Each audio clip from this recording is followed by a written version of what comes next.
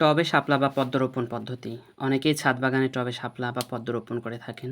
যদিও আমার কাছে পদ্ম নেই, আমি বাড়ির পাশে বর্ষার যে পানি হয়েছে সেখান থেকে শাপলা তুলে এনেছিলাম। সেগুলোকে আজকে লাগাবো। যদিও আমার শাপলা নিয়ে খুব বেশি অভিজ্ঞতা নেই।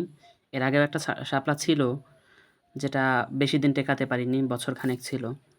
তো আমি ২ টা শাপলা উঠিয়ে এনেছি এবং এই ২ টা ছোট এই বালতির মধ্যে রোপণ করে তারপর বড় ড্রামের মধ্যে বসিয়ে দিব। শাপলাগুলো দেশি সাদা শাপলা। আমি একদম নরমাল মাটি, এর সাথে কিচ্ছু মেশাইনি। কারণ জানি এটা টিকবে কিনা তাও জানি না, বা খুব রেয়ার ভ্যারাইটি না। এজন্য খুব বেশি যত্নও করিনি। লাগিয়ে এখন আমার ওই ড্রামে আগে থেকে পানি রাখা ছিল, যেখানে কচুরি আছে তার মধ্যে আমি এটা ডুবিয়ে দেব। এর মধ্যে অনেক আগে শাপলা ছিল, যেগুলো গত বছর আমি বাসা চেঞ্জ করার পর আর বাঁচেনি। নতুন বাসায় আসার পর একদিন গিয়ে দেখি মরে গেছে। তো ওই বালতিতে এভাবে দেওয়ার সুবিধা হচ্ছে আমি যেকোনো সময় পানি চেঞ্জ করতে পারবো। এখান থেকে এটা বের করে ড্রামে সম্পূর্ণ পানি পাল্টে আবার নতুন পানি দিতে পারবো। আর ভিডিওতে দেখেছেন আমার বাড়ির পিছনে যেই পানি, ওখান থেকে কিন্তু আমি শাপলা তুলে এনেছি।